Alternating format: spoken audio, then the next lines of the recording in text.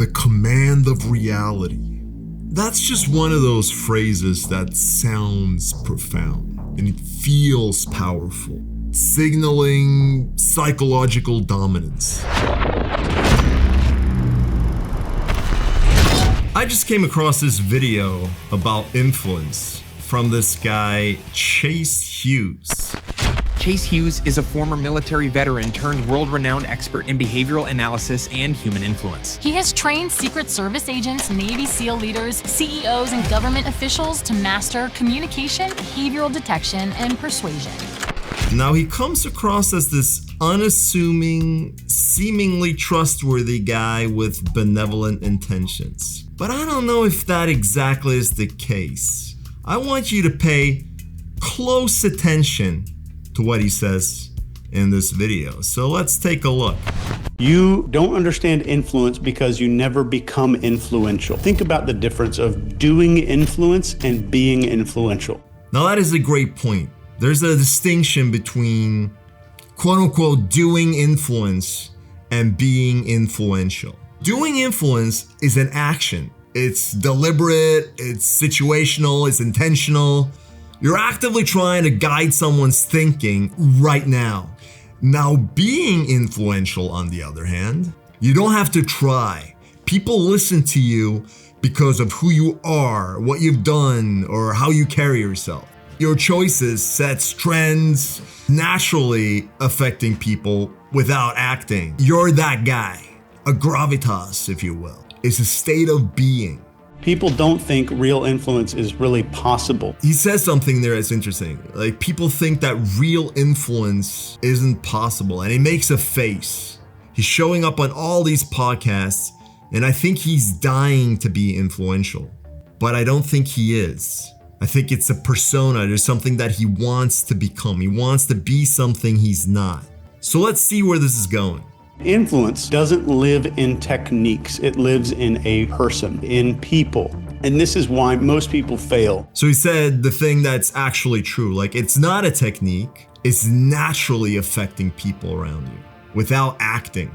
It's something that comes from within. It's something you're exuding. It's an aura. It's a presence. There's something about you. And then he goes on to say, that's why most people fail.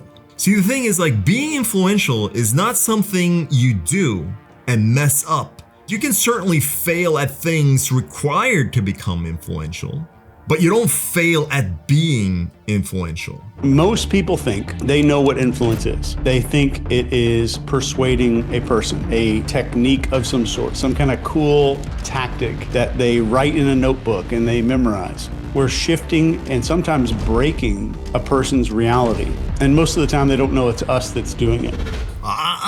Did you catch what he said? Let's rewind that.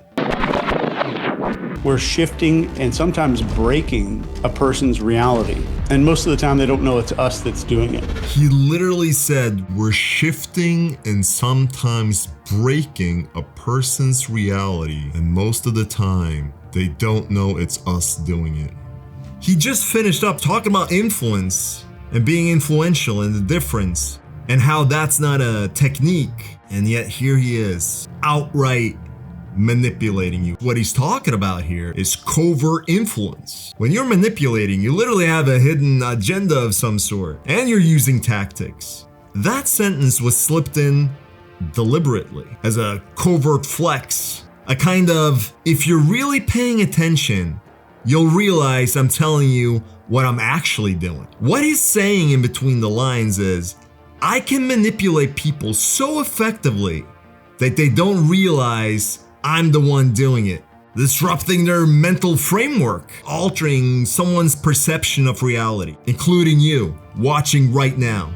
Influence and being influential and perception and behavior, all those are legitimate topics. And then just out of the blue, you slip in that sentence. And for the record, it was meant to be noticed, but only if you're truly paying attention. It's literally a covert brag, and he's putting it right in your face. That's covert psychological manipulation. And as far as manipulation goes, it's the same tools, different ethics. So influence respects your autonomy, and manipulation hijacks it. See, influence is when people follow you because you make sense. And persuasion is when you argue them into the idea. And manipulation is when you trick them into it. So this is why I'm questioning this guy. This is not the behavior of someone teaching ethical influence. It's very sneaky. And in all honesty, I don't even know what to make of it.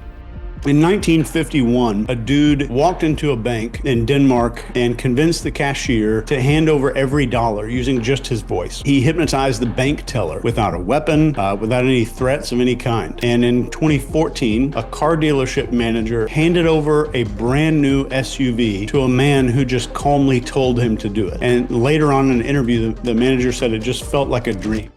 And then there's hypnosis. This guy going into the bank, he said it himself, he hypnotized him, whatever that means. Now, hypnosis is very different from being influential or influence. That is a deliberate altercation of someone's mental state.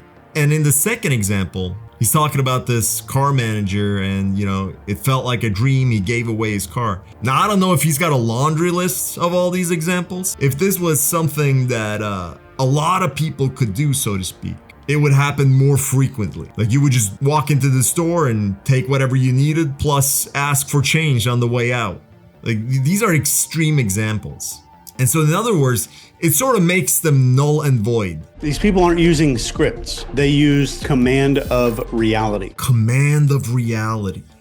That's just one of those phrases that sounds profound and it feels powerful, signaling psychological dominance. I guess what they really mean is controlling someone's perception. It's not actual reality. It's their version of reality. This is just the language of like cult leaders and f***ing weirdos. It's basically psychological theater. And if I'm being perfectly honest, man, it often masks manipulation, which brings me back to, I don't know about this guy. So influence is not about adjusting behavior. It is controlling reality. Influence is not about adjusting behavior. It's about controlling reality. I can tell you this much. That is not the definition of influence. That is a framework that someone's trying to impose. Like influence is what we talked about. It's guiding conscious behavior. Controlling reality means like you're overriding someone's perception. So your frame becomes their truth. If anything, it's meant to bypass logic and hit your emotion. What I'm gathering from this video is this is a display of manipulation. And he's doing it through emotional posturing. See, influence doesn't control reality. It frames reality. People still choose. Influence is like respect. It's something you earn. You can't demand it. And everyone's not going to be influential. You can't decide to be influential. It's a process to get to that point. I can't become confident. I have to learn all these things to be confident. Confidence is about stripping shit away. How to be confident or secrets of confidence, whatever the hell you want. What do you mean confidence is about stripping shit away? Like in order for you to be confident, you have to know something.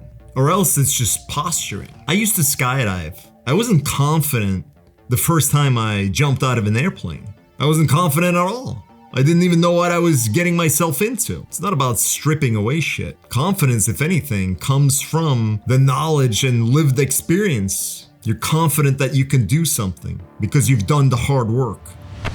See, what's interesting about this guy is that he claims that he's got intelligence and military background. I think the military background is without question. I couldn't find any public verifiable record of him having worked for any of these three-letter agencies, but I wouldn't be surprised if that's the case. Who knows?